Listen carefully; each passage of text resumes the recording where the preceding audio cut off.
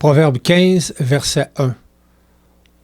Une réponse douce calme la fureur, mais une parole dure excite la colère. Proverbe 17, verset 28. L'insensé même, quand il se tait, passe pour un sage. Celui qui ferme ses lèvres est un homme intelligent. Proverbe 25, verset 15. Par la lenteur à la colère, on fléchit un prince, et une langue douce peut briser des os.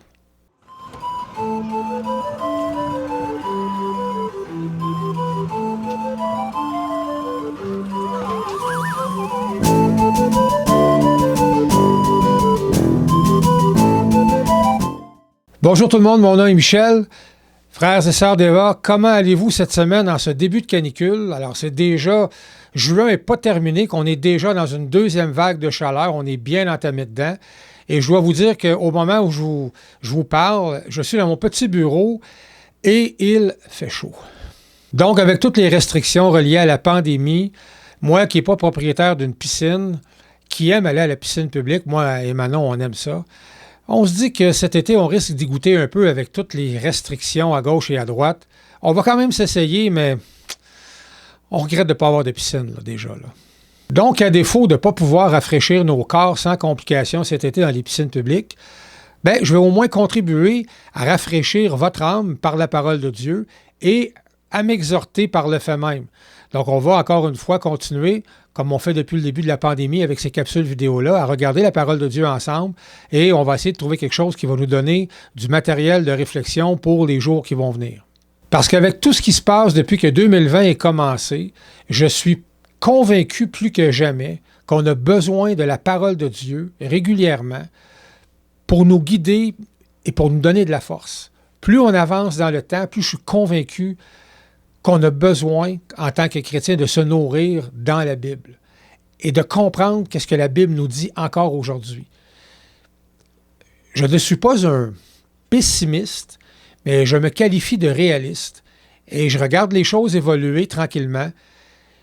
Et honnêtement, je plains les gens qui n'ont pas de vie spirituelle. Je plains les gens, et je ne dis pas ça de façon condescendante ou méprisante, mais sincèrement, je dis ça avec une tristesse dans le cœur. Je plains les gens qui ne connaissent pas Christ et qui n'ont pas plus d'espoir qu'il faut présentement en ce bas monde. Parce que c'est pas agréable. Les perspectives sont pas agréables. Les nouvelles sont pas nécessairement bonnes. Et encore une fois, je ne veux pas être un pessimiste. Mais nous, que ça tourne d'un côté ou d'un autre, on a une espérance qui est glorieuse de par notre appartenance à Dieu à cause du sacrifice de Christ. Et ça, moi, ça continue de me donner de l'espoir. Ça me donne du jus, comme on dit, pour continuer, pour ne pas me décourager jour après jour. Donc, tout ça pour dire que Jésus-Christ est notre espoir et notre guide parce qu'il est la parole de Dieu. Quand tu lis la Bible, quand tu lis la parole de Dieu, c'est Christ qui te parle. Et c'est Christ qui te fait comprendre par l'Esprit qui vit en toi qu'est-ce qu'il est en train de te dire. Et c'est merveilleux parce que c'est la vérité. On le répète inlassablement à Eva et ailleurs dans les autres églises évangéliques, le Père, le Fils et le Saint-Esprit sont essentiellement la même personne parce qu'ils partagent tous la même essence divine. Donc, un seul Dieu en trois personnes qui ont chacun leur rôle respectif. Le Père a son rôle, le Fils a son rôle et le Saint-Esprit a son rôle à lui. Tout ça forme un même Dieu.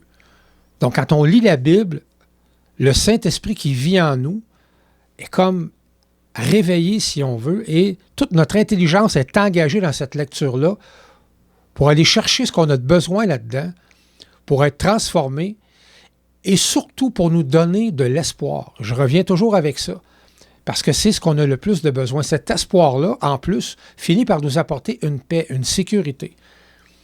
Moi, si je n'avais pas de paix en Dieu, ce serait invivable ma vie, parce que je suis quelqu'un qui est de nature un peu anxieuse, et de par mon appartenance à Dieu, le Saint-Esprit qui habite en moi me ramène toujours à « Michel, ça va bien aller. » Hein, on a entendu ça je ne sais pas combien de fois pendant la pandémie, « ça va bien aller », c'était un slogan. Mais nous, ce n'est pas juste un slogan, c'est notre réalité. ça va bien aller. En bout de ligne, ce qui nous attend est magnifique et ça va plus que bien aller. Et en parlant du rôle que joue le Saint-Esprit, j'aimerais aussi dire que non seulement son rôle, c'est de nous éclairer sur le sens des versets bibliques, mais aussi de nous éclairer sur le sens de ce qu'on observe présentement dans le monde. Donc déjà, avant la pandémie, on était bombardé de différentes sources d'informations qui, il faut l'avouer, en bout de ligne, finissent par influencer notre vision du monde. Donc, depuis que la pandémie est commencée, disons depuis la mi-mars, j'en ai déjà parlé et je vais le redire encore, c'est 10 fois plus important la quantité d'informations qu'on reçoit à tous les jours. Non seulement il y a les médias qu'on appelle mainstream, les médias traditionnels, mais il y a une quantité de médias alternatifs qu'on retrouve sur Internet et qui, eux aussi, nous envoient de l'information. Et souvent, c'est de l'information contraire à ce qu'on reçoit dans les médias traditionnels. Et la réalité là-dedans, c'est que les médias traditionnels sont très rapides, vous remarquerez. Encore là, ça, c'est mon opinion personnelle que je me permets de partager avec vous. Mais les médias les médias traditionnels sont habitués de fonctionner et de diffuser la nouvelle ou les nouvelles d'une certaine façon depuis X nombre d'années. Depuis l'Internet, depuis la naissance des chaînes YouTube où des gens présentent des chaînes d'information qui relèvent, dans le fond, de journalisme citoyen, là, la donne est en train de complètement changer. Et par contre, force est de constater que tout ce qui se fait sur Internet, ce n'est pas que des hurluberlus qui disent n'importe quoi. C'est pas vrai. Alors, il y a des gens qui nous diffusent de l'information intelligente, qui est vraie. Et souvent, je vais le dire, l'information n'est pas toute à la même place. Alors, il n'y a pas un chroniqueur YouTube intelligent qui a toute l'information. Il peut par contre diffuser une parcelle de la vérité. Alors, la vérité, elle est un peu partout. Mais la vérité, ça reste la vérité des hommes. Oui, où est-ce que je vais en venir? C'est-à-dire que notre vérité, à nous les chrétiens, celui qui s'est dit être la vérité, c'est Jésus-Christ. Et essentiellement, c'est lui qui devrait être toujours notre référence. Ça ne change pas, par contre, la réalité que nous, en tant qu'êtres humains, présentement, on essaie, en tant que croyants, bien sûr, de comprendre le monde dans lequel on est. Et c'est normal, en tant que croyants, qu'on essaye d'aller vers des sources différentes d'informations pour essayer de comprendre vraiment qu'est-ce qui se passe. C'est un réflexe qui est normal et c'est même un réflexe qui est souhaitable. Donc, encore une fois, même si on sait où on va, même si on a une certaine connaissance de par des Écritures de la gloire qu'on va partager avec Christ un jour, il en demeure pas moins que présentement, on est encore des êtres humains faillibles dans des corps de chair, et de sang. Et on se demande présentement, avec tout ce qu'on entend, parce que là, la pandémie, évidemment, on est en train d'en sortir, et là, il y a différentes analyses qui nous arrivent à gauche et à droite, et là, on se pose des questions aujourd'hui, et c'est normal, qu'on ne se posait pas v'là un mois. On se pose des questions qu'on ne se posait pas v'là une semaine. Les choses avancent très rapidement, et là, on fait des bilans et des remises en question, et nous, en tant que croyants, c'est normal aussi qu'on veuille le comprendre. Évidemment, on ne peut pas non plus vivre dans un monde puis se fermer les oreilles. On est influencé et on est chamboulé comme le reste de l'humanité par tout ce qui se passe présentement. Et on est, à juste titre, peut-être même inquiet de ce qui s'en vient. Il y a un événement qui va prendre place qui est très important quand même pour nous, Canadiens. À l'automne, il va y avoir des élections américaines. Et si vous suivez moindrement l'actualité, vous réalisez que ça brasse. Alors, aux États-Unis, on peut dire que tous les éléments sont en place pour que ça fasse boum présentement. Et c'est pas parce que je veux être un prophète de malheur. J'essaie encore une fois d'être réaliste. Je regarde les faits et je vois que ça peut basculer. Et que nous, veut pas, on va être touchés par ça. Donc, c'est normal qu'on soit inquiété. C'est normal qu'on se pose des questions. C'est normal qu'on se dise, qui dit vrai là-dedans? Pourquoi on nous raconte ci plutôt que de nous raconter ça? Alors, moi, ce que j'aimerais vous dire, c'est que avec ce qui s'en vient, je crois qu'il est important que nous, les croyants, nous focusons de plus en plus sur ce qui nous rassemble plutôt que sur ce qui nous divise. J'ai de la difficulté à le dire, mais focusser sur ce qui nous rassemble plutôt que sur ce qui nous divise. Je vais m'expliquer. Ce qui nous rassemble, c'est l'Évangile. Ce qui nous rassemble, c'est notre appartenance à la grande famille de Dieu par le sang de Jésus-Christ. Ça, vous le savez, moi aussi je le sais. Et j'ai tendance à croire, les amis, que honnêtement, plus ça va aller, plus ça va être difficile pour nous, les chrétiens, en ce bas monde, même en Amérique du Nord. Alors là, je vous dis ça, puis on n'est pas dans des temps de persécution encore, on n'est pas rendu là, mais j'ai des bonnes raisons de croire, avec tout ce qui se passe présentement, le sentiment antichrétien grandit de plus en plus. Et il va arriver un temps où ça va être très difficile. Et il va arriver un temps où on va devoir s'entraider et se tenir ensemble et s'unir ensemble plus que jamais. Ça va devenir de plus en plus important. Ça va être important pour le bien-être et la sécurité de tout le monde même.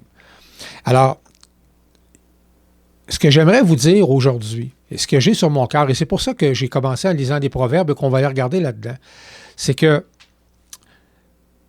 il y a ce qu'on croit collectivement comme corps de Christ, c'est-à-dire le message biblique, l'Évangile, l'enseignement apostolique.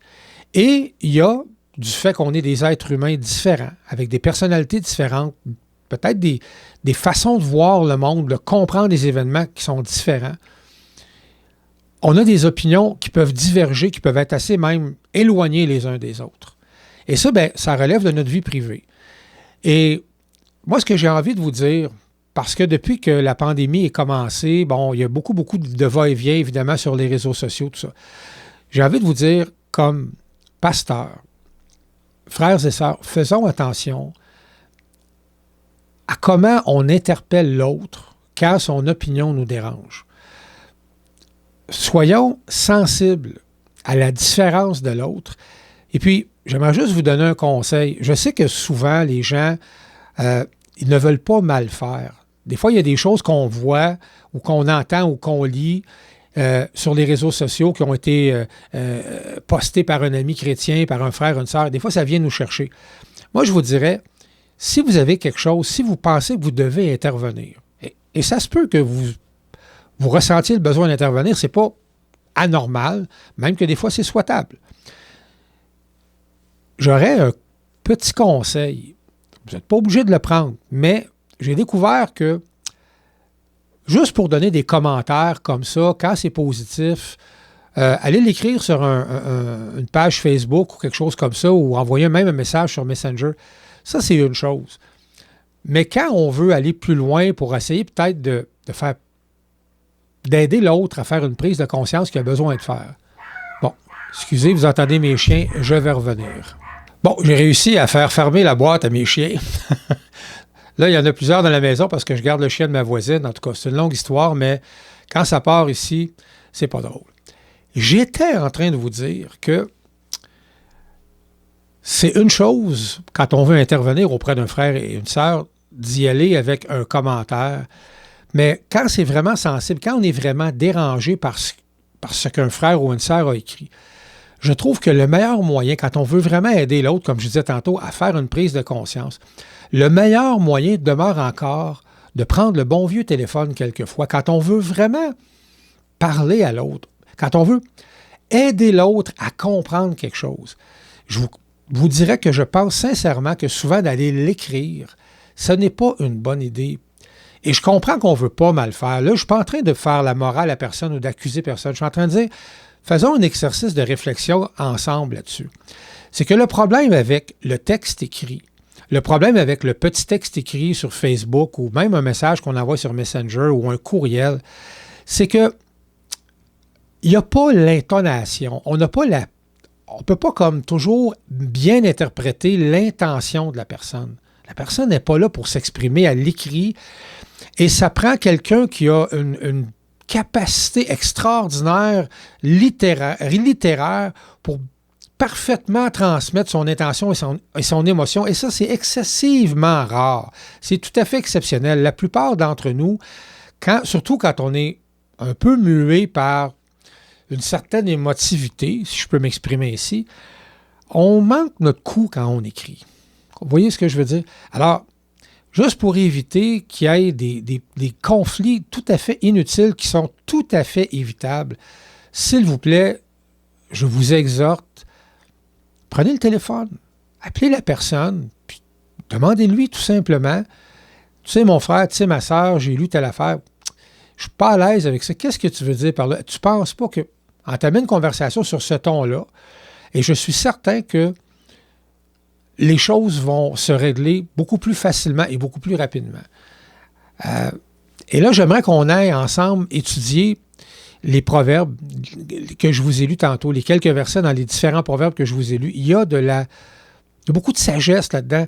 Il y a beaucoup de vérité, je vous dirais, dérangeante là-dedans qui nous remet en question. Et encore une fois, mon but, c'est pas d'arriver puis de pointer des gens et de brasser la soupe inutilement pour dire « Hey », mais je pense qu'on a besoin de faire une prise de conscience parce que je crois, encore une fois, dans le fond de mon cœur, que plus ça va aller, plus on va avoir besoin d'être unis ensemble.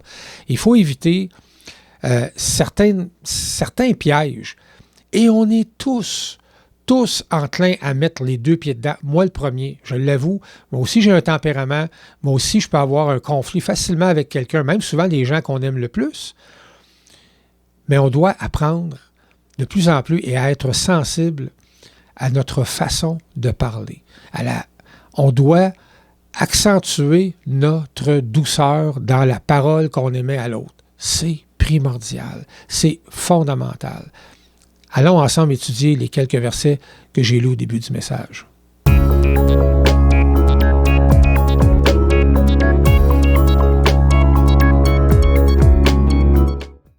Donc, le premier proverbe que j'ai lu tantôt, alors c'est le premier verset du 15e proverbe, proverbe 15.1. Une réponse douce calme la colère.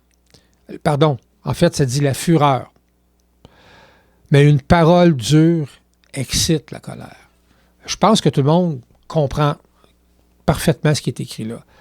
C'est certain que notre façon de répondre, quand il y a de la colère dans notre réponse, quand il y a de la colère dans notre propos, on excite la colère de l'autre. On attise le feu dans le cœur de l'autre. Mais le proverbe dit « Une réponse douce calme la fureur ». Combien de fois, dans des situations, personnellement, avec des gens ou avec des clients au magasin, les gens arrivent, sont frustrés.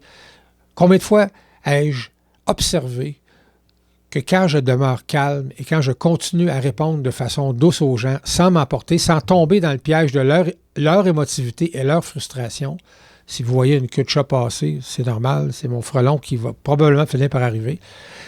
Mais combien de fois ai-je expérimenté que quand je réussissais à me maîtriser, à garder mon calme, à prononcer des paroles douces, je voyais automatiquement, au bout de quelques secondes, quelques minutes, mon interlocuteur se calmer. Parce qu'il ne se sent pas agressé, il se sentait reçu dans sa colère, dans sa frustration. Moi, je n'embarquais pas là-dedans et je voyais que quand je gardais mon calme, quand je continuais d'être doux dans mes réponses, même des fois dans mon regard, parce qu'il y a des gens qui ont tellement été mal reçus, il y a des gens qui vivent des choses tellement difficiles, et là, tout d'un coup, ils se disent « Je vais aller dire mon commis ». Il arrive et là, comme on dit en bon québécois, il te tombe dans la face. Mais quand tu es capable de ne pas tomber dans ce piège-là et de demeurer dans la douceur, tu désamorces complètement la situation. La Bible dit vrai, et je l'ai expérimenté, et je suis certain que vous avez expérimenté ça. Retenons cette leçon-là.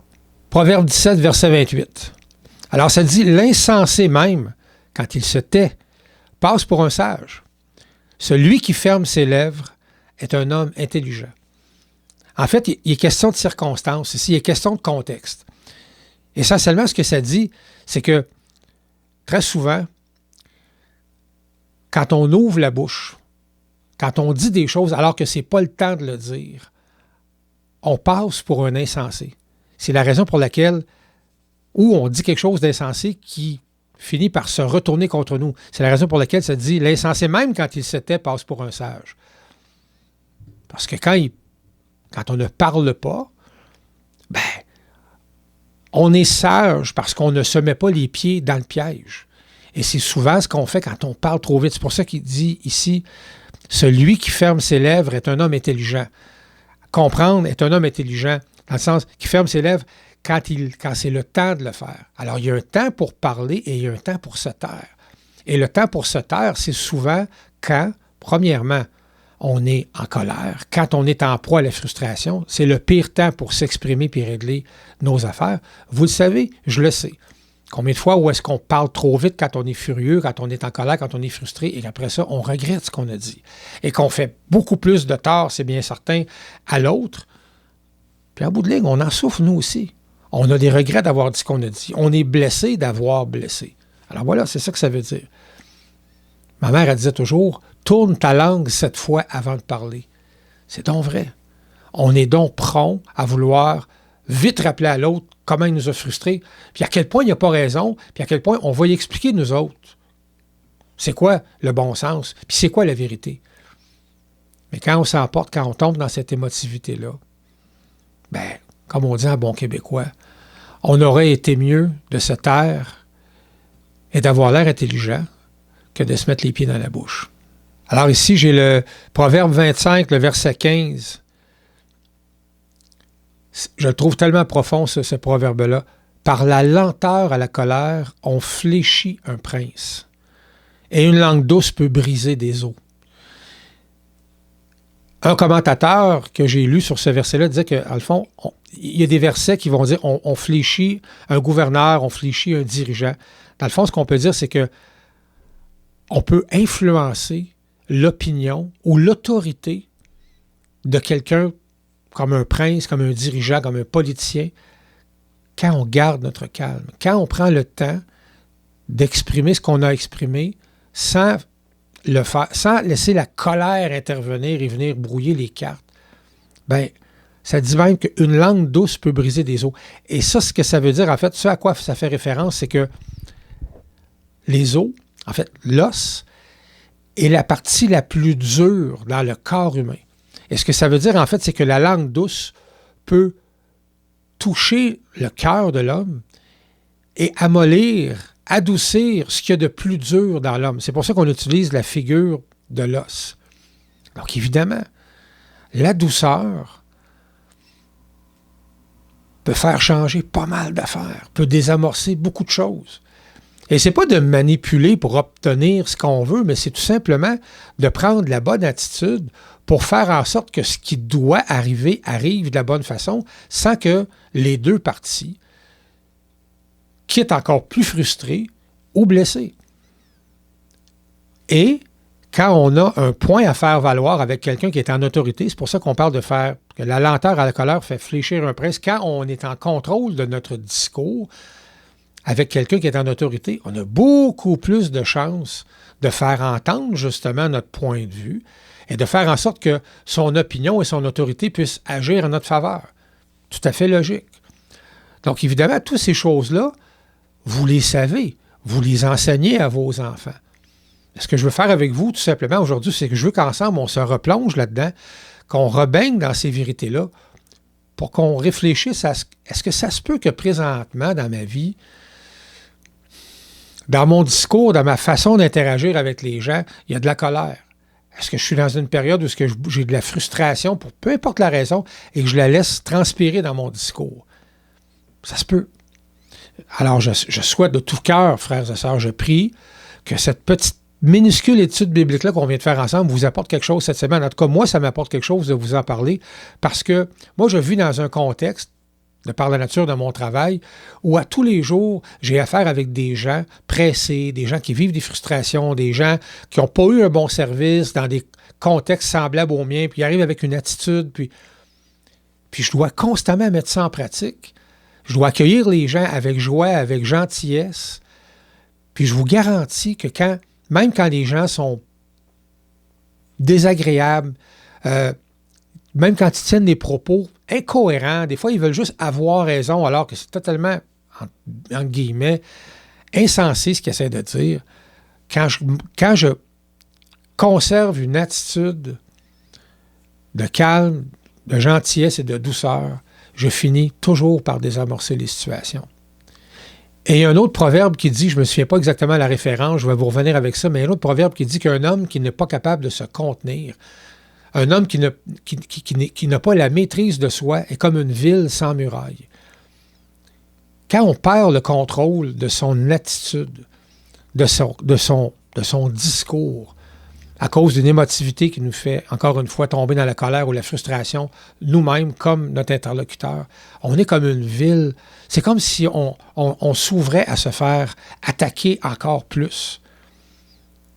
On est comme sur le champ de bataille sans armure. On est une ville sans muraille. On est facile à prendre, on est facile à envahir. C'est tout à fait logique. Donc, rappelez-vous ça. Un homme ou une femme qui n'a pas la maîtrise de lui-même ou d'elle-même est comme une ville sans forteresse. Les amis, merci de m'avoir écouté jusqu'à la fin. J'ai aucune idée du temps que le message va prendre. Je vous ai parlé encore une fois avec mon cœur aujourd'hui. C'est ce que j'essaie de faire de plus en plus. Et je suis heureux, je suis privilégié de pouvoir m'adresser à vous. Ça me fait un grand plaisir de pouvoir enseigner la parole de Dieu par l'entremise de ces petites capsules-là. Je sais qu'il y a beaucoup de gens, et je vous remercie. Je remercie les gens qui m'envoient des commentaires, qui m'encouragent. Ça me fait du bien, ça me donne le goût de continuer. J'ai hâte de vous voir. Là, il y a eu je sais que à partir du 22 juin, on peut, c'est-à-dire les rassemblements de 50 personnes et moins sont permis. Est-ce que ça va nous permettre rapidement de recommencer les réunions? On l'espère. Évidemment, nous, on est au centre Richard Gingras. Alors, on attend de voir ce qu'eux vont nous dire. On attend leur feu vert. Mais les amis, on va se contacter aussitôt qu'on va pouvoir redémarrer la machine, les réunions. Ça va nous faire un grand plaisir de le faire. Je ne sais pas si vous avez aussi hâte que moi, mais moi, j'ai hâte. En attendant, je vous souhaite une belle fin de semaine. Je vous souhaite la paix du Seigneur. Je vous souhaite son amour, sa protection. Merci. À la semaine prochaine.